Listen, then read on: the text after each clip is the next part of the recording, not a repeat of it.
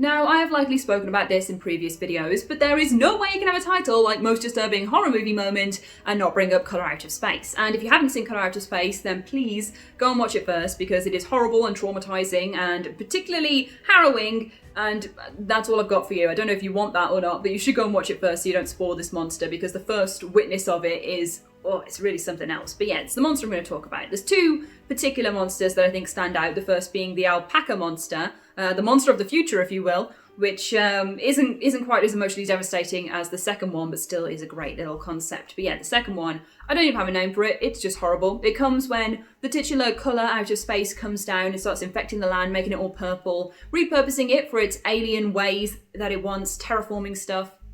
And there's this big hoo-ha outside, and the Gardner family are there running around going, oh my god, what's happening on our land? There's this colour out of space that's come down, everything's purple, oh! And the purple colour is like shooting out its like little feelers to turn things into purple nightmares.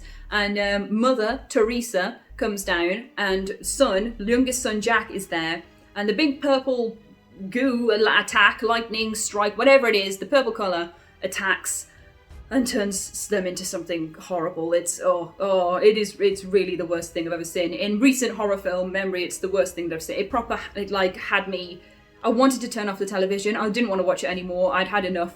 But when I'd seen this monster, I'd had enough. It was awful.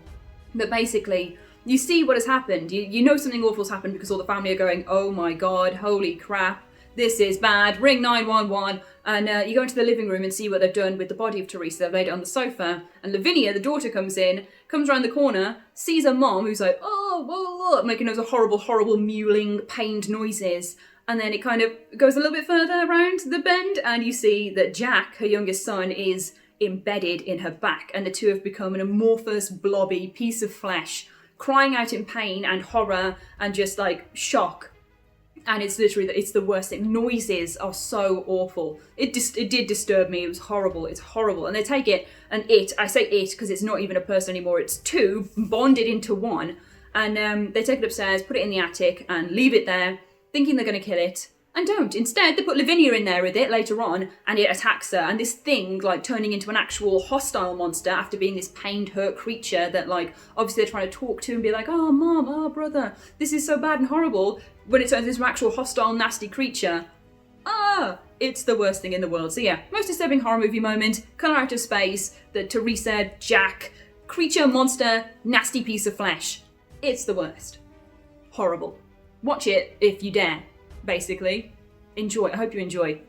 I hope this gives someone a horrible recommendation for a traumatizing film. There you go. Okay, so Inside, which came out in I think 2007, is one of my favorite horror movies ever made. Barely anyone's seen it, but it's genuinely amazing, and it's one of the most goriest, bloodiest things like ever. This thing is absolutely grotesque, and I feel sorry for our lovely editor James Heppel, because I'm not sure if there is a frame of this film that isn't soaked in blood. The general idea is that you're following this woman who is an expecting mother. She's about to give birth one night when someone breaks into her home, and this just so happens to be another woman who is trying to steal her baby from inside her body, that's trying to literally take the baby out and make her give birth so she can steal it and have it for herself. It's obviously intense and it's absolutely gross, and it's a great home invasion movie, but it peaks on this near final scene where just as you think the mother has defeated this home invader, this evil mother turns back up, she pins this woman to the stairs,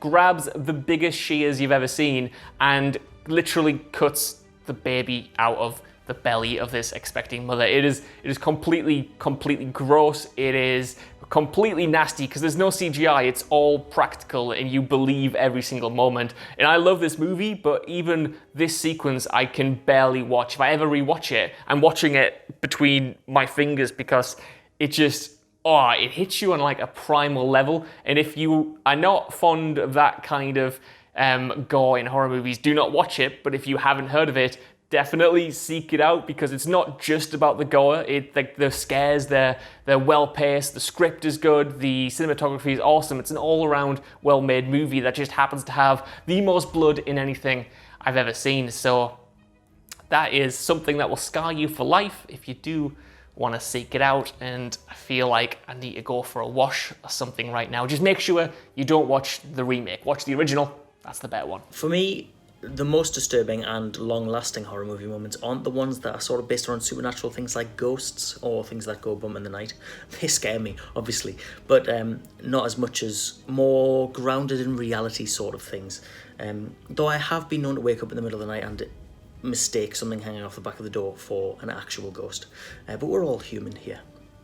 No, my moment in question is from horror master Stephen King's Misery, the movie, directed by Rob Reiner, starring James Caan and Kathy Bates, of course. I'm not saying for 1 minute that it's more grounded because I could be a famous author and I could be kidnapped by my biggest fan and imprisoned and tortured, but I'm not saying that. The moment in question is when Kathy Bates' Annie Wilkes discovers that James Caan's Paul Sheldon is about to escape. So she takes it upon herself to stop that from happening by tying him to his bed, putting a block between his ankles, and hobbling him by breaking both his ankles with a sledgehammer. Yeah, it sort of it makes me squirm thinking about it now, and it actually makes the bones of my ankles ache because it's just awful.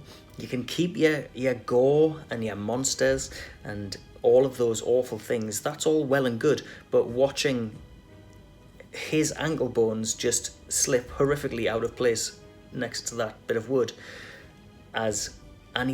she doesn't even take great pleasure in it. It's sort of like I have to do this now, so I'm going to do it, as he pleads. And it's just horrible. Like, the sight of those bones badly out of place will stay with me for the rest of my life, unfortunately. So a disturbing horror movie moment for me, of course you all know, was Mother. I ranted and raved about that horrible neck-breaking baby scene, but I'm not going to go into that one because I had enough trauma. It was traumatizing enough last time. So instead, I am going to talk about the beheading scene in Hereditary, mainly because the entire trailer makes it out to seem as if Charlie, the young girl, is going to be the main character of the movie. And so for her to then go into anaphylactic shock, I was like, oh, okay, maybe she's going to die then and she's going to become like a ghost or something, because there's clearly something supernatural going on with her. But for then her to be completely decapitated by this pole while she's hanging her head out of a car trying to get some air, it was just completely, like, shocking. I just did not expect that to happen. But what is, I think, the most disturbing thing is not only the fact that she is beheaded, but her brother is the one driving the car, and his just reaction to the whole situation is just what makes it so disturbing for me, because he just doesn't know what to do. He just kind of goes into this state of shock, and he then, he doesn't call anyone or ask for help. He just kind of then just drives home, and then her dead body without a head is then still in the back of his car, and he just kind of comes home from this party, gets into bed, and just kind of lies there. And then you just you don't see actually like the body or anything like that in the car. You just see the mum then going to the car thinking, oh, the car's home, but I haven't heard anyone, like Charlie's not here. And then obviously she must open the car door and just see like her beheaded daughter in the back of the car. And it's just her reaction to seeing that. Like, you don't physically see it, you just hear her screaming, and then the dad's like screaming and crying, and then that final shot of just Charlie's head in the road, decapitated and disfigured and covered in like flies and grit, and it's so disturbing to watch. But it's just more disturbing to see the reactions to everyone else and how it affects the family at that point, and how they all kind of react to it differently. So yeah, that film is terrifying and disturbing in its own way, but for me, that moment in general was probably just the peak of just how people react in that situation is what makes it so dark and scary. So I'm a huge believer in physical effects when it comes to horror movies. I think that it just grounds the movie in a way that CG. I don't know if it's because I play so many games that I always notice CG. I always think you see CG blood or you see a CG creature, and 9 times out of 10 you can tell. Whereas if something is practical and physical, it's in there, it's in the frame with the people, with the actors, and they have to, they're forced to grapple with it and react to it and fight it and whatever. And obviously all those things could be done wrong. You can end up with weird flailing costumes, and it can become laughable. But when it's done right, like one of my favorite films of all time, 1982's The Thing, John Carpenter's The Thing, it's immaculate and it makes it timeless and immortal. And that movie has so many incredible practical effect shots where they built these really great animatronic machines, to show the Thing mutating and, converting humans into weird sort of hybrids of just, it's like a weird seething mass of flesh trying to kill you, but moving in 7 different ways at once. I love it.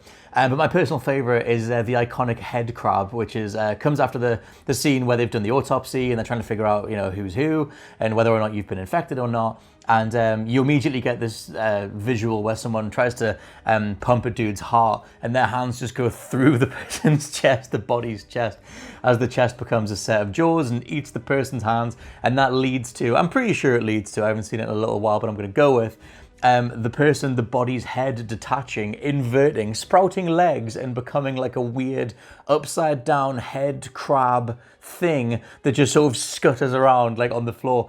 I think that's absolutely brilliant. And as much as, the dogs freaking out and warping is terrifying, as much as faces being frozen mid-contort because they've been flamethrowed mid-translation, mid-transformation is scary, it's got to be the weird inverted head crab thing.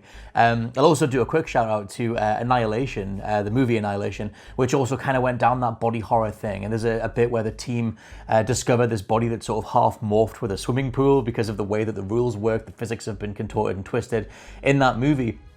Which also leads to another great scene where, because all matter is sort of like meshing together and producing these weird, human insert other thing hybrids, you end up with this bear that is half bear and half like one other human that's just struggling to talk and just can barely get any noises out.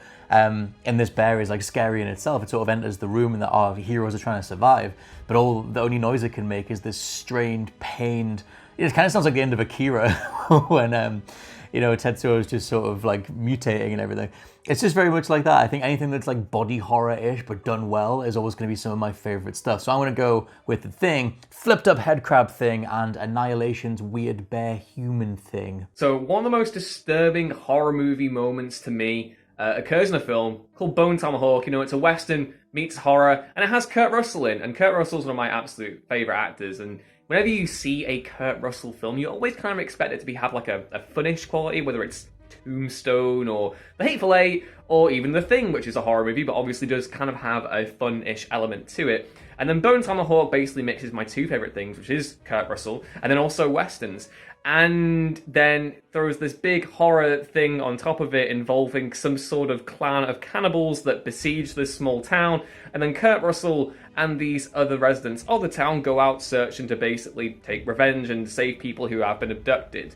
And most of the film is a really, really slow burn. You kind of start off, basically they're traveling for ages.